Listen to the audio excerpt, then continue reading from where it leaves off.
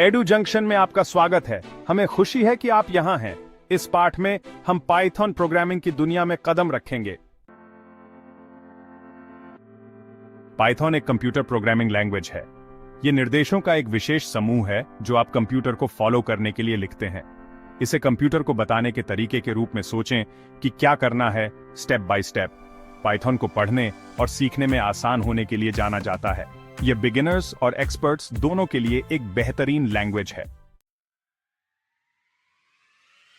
Python आजकल बहुत popular है और अच्छे कारण के लिए। यह एक ऐसी भाषा है जो न केवल बिगिनर्स के लिए फ्रेंडली है बल्कि एक्सपीरियंस डेवलपर्स के लिए भी बहुत पावरफुल है। सबसे पहले यह अविश्वसनीय रूप से वर्सेटाइल है। पाइथन का उपयोग हर तरह की चीजों के लिए किया जा सकता है, चाहे वह वेब डेवलपमेंट हो, डेटा एनालिसिस हो या फिर आर्टिफिशियल इंटेलिजेंस और मशीन लर्निंग प्रोजेक्ट्स। आप पाइथन का उपयोग हर तरह की चीजों के लिए कर सकते हैं, जैसे वेबसाइट्स बनाना, डेटा एनालाइज करना, गेम्स बनाना और यहां तक कि साइंटिफिक कंप्यूटिंग और नेटवर्क सर्वर्स को मैनेज करना। पाइथन का उपयोग रोबोटिक्स में भी किया जा सकता है, जहां आप रोबोट्स को प्रोग्रामिंग करके उन्हें कॉम्प्लेक्स टास्क्स सिखा सकते हैं। यह लैंग्वेज इतनी फ्लेक्सिबल है कि आप इसे किसी भी प्रोजेक्ट में यूज कर सकते हैं। यह प्रोग्रामिंग लैंग्वेजेस के स्विस आर्मी नाइफ की तरह है। पाइथन के साथ आपके पास एक ऐसा टूल है जो हर सिचुएशन में काम आ सकता है। पाइथन के इतने पसंद किए जाने का एक और कारण इसका अमेजिंग कम्युनिटी है। यह कम्युनिटी बहुत सपोर्टिव और वेलकमिंग है, जिससे नए डेवलपर्स को सीखने में आसानी होती है। ऑनलाइन बहुत सारे हेल्पफुल रिसोर्सेज और लाइब्रेरीज उपलब्ध हैं, जिससे आपके प्रश्नों के उत्तर खोजना और आपके प्रोजेक्ट्स के साथ शुरुआत करना आसान हो जाता है। पाइथन की लाइब्रेरीज और फ्रेमवर्क्स जैसे Django, फ्लास्क, पैंडास और टेंसरफ्लो आपके डेवलपमेंट प्रोसेस को बहुत आसान बना देते हैं। साथ ही पाइथन डेवलपर्स का एक वाइब्रेंट कम्युनिटी है जो हमेशा अपने ज्ञान को शेयर करने और एक्साइटिंग प्रोजेक्ट्स पर कोलैबोरेट करने को तैयार रहता है। आप कॉन्फ्रेंसेस, मीटअप्स और ऑनलाइन फोरम्स में शामिल होकर इस कम्युनिटी का हिस्सा बन सकते हैं, जहां आप नए आइडियाज और टेक्निक्स सीख सकते हैं। पाइथन का ओपन सोर्स नेचर भी इसे बहुत पॉपुलर बनाता है। आप पाइथन के सोर्स कोड को फ्रीली एक्सेस कर सकते हैं और अपने प्रोजेक्ट्स में कंट्रीब्यूट कर सकते हैं। यह कोलैबोरेटिव एनवायरनमेंट इनोवेशन को बढ़ावा देता है और डेवलपर्स को एक दूसरे से सीखने का मौका देता है। पाइथन की क्रॉस प्लेटफॉर्म कंपैटिबिलिटी भी इसे बहुत अपीलिंग बनाती है। आप इसे विंडोज, मैकओएस, लाइनक्स और यहां तक कि मोबाइल डिवाइसेस पर भी चला सकते हैं। यह फ्लेक्सिबिलिटी डेवलपर्स को अपने प्रोजेक्ट्स को विभिन्न एनवायरनमेंट्स में डिप्लॉय करने की अनुमति देती है। अंत में पाइथन की रीडेबिलिटी और सिंप्लिसिटी इसे एक आइडियल लैंग्वेज बनाती है। इसकी क्लियर सिंटैक्स और easy to understand code structure के कारण डेवलपर्स अपने कोड को आसानी से मेंटेन और डिबग कर सकते हैं। यह प्रोडक्टिविटी को बढ़ाता है और डेवलपमेंट प्रोसेस को स्मूथ बनाता है। तो यही कारण है कि पाइथन इतनी पॉपुलर है। इसकी वर्सेटिलिटी, सपोर्टिव कम्युनिटी और पावरफुल फीचर्स इसे एक ऐसी लैंग्वेज बनाते हैं जो हर डेवलपर के टूल किट में होनी चाहिए। पाइथन के साथ शुरुआत करना आपके सोच से कहीं अधिक आसान है। सबसे पहले आपको अपने कंप्यूटर पर पाइथन डाउनलोड और इंस्टॉल करना होगा। चिंता न करें, यह ऑफिशियल पाइथन वेबसाइट से फ्री डाउनलोड है। एक बार जब आप पाइथन को चला लेते हैं तो आप कोड लिखना शुरू कर सकते हैं। आप अपना कोड लिखने के लिए एक सिंपल टेक्स्ट एडिटर या एक अधिक स्पेशलाइज्ड कोड एडिटर का उपयोग कर सकते हैं, जो सिंटैक्स हाइलाइटिंग और डिबगिंग टूल्स जैसी हेल्पफुल फीचर्स प्रदान करता है। सेक्शन 5, वेरिएबल्स, जानकारी संग्रहित करना। पाइथन में आप वेरिएबल्स नामक चीजों का उपयोग करके जानकारी स्टोर कर सकते हैं। एक वेरिएबल के बारे में एक लेबल वाले कंटेनर की तरह सोचें। आप कंटेनर में जानकारी डाल सकते हैं और लेबल आपको इसे बाद में खोजने में मदद करता है। उदाहरण के लिए आप नेम नामक एक वेरिएबल बना सकते हैं और उसमें एलिस वैल्यू स्टोर कर सकते हैं। फिर जब भी आप अपने कोड में एलिस नाम का उपयोग करना चाहें तो आप केवल नेम वेरिएबल को रिफर कर सकते हैं। यह आपके डेटा के लिए शॉर्टकट की तरह है। सेक्शन 6, डेटा टाइप्स, किस तरह की जानकारी। पाइथन में विभिन्न प्रकार की जानकारी को रिप्रेजेंट करने के लिए अलग अलग डेटा टाइप्स होते हैं। आपके पास टेक्स्ट हो सकता है जिसे स्ट्रिंग्स कहा जाता है।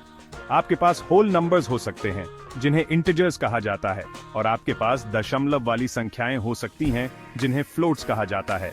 प्रत्येक डेटा टाइप के पाइथन में अपने विशेष रूल्स और यूसेज होते हैं।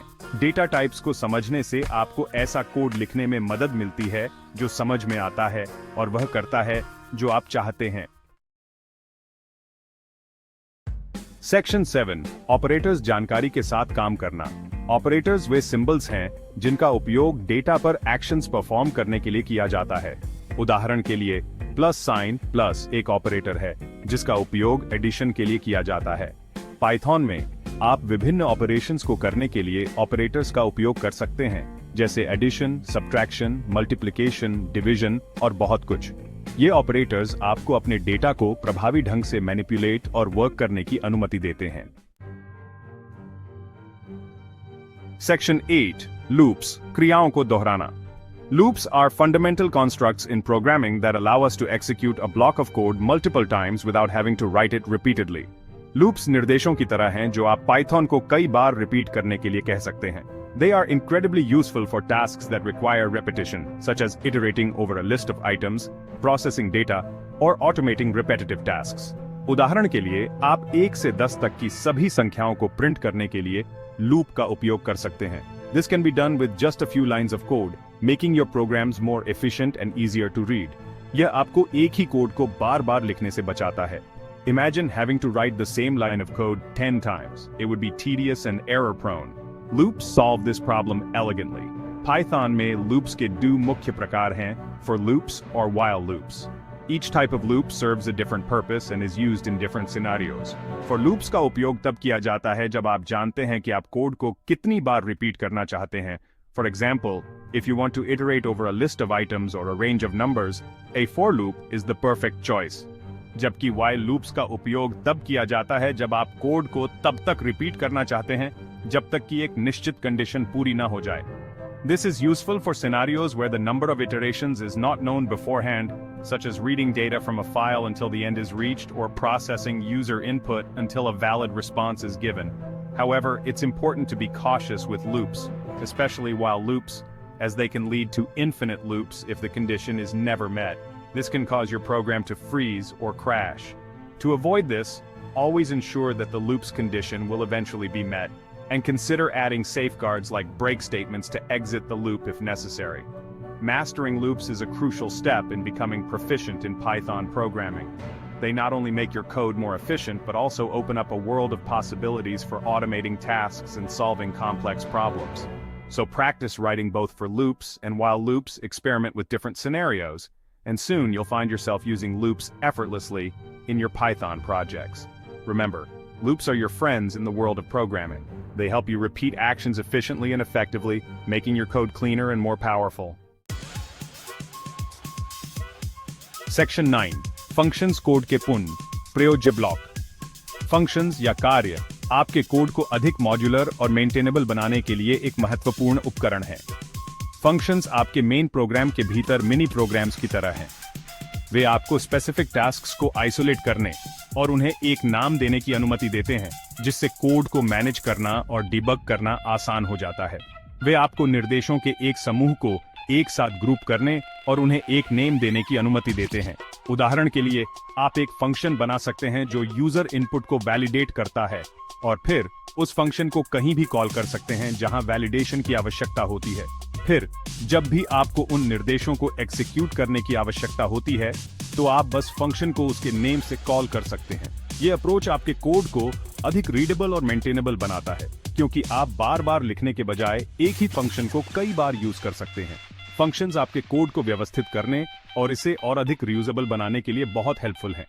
वे आपको कोड के विभिन्न हिस्सों को अलग-अलग मैनेज करने की अनुमति देते हैं, जिससे कोड बेस को समझना और मेंटेन करना आसान हो जाता है। वे आपके कोड को पढ़ने और समझने में भी आसान बनाते हैं, क्योंकि वे जटिल कार्यों को छोटे, अधिक प्रबंधनीय भागों में विभाजित करते हैं।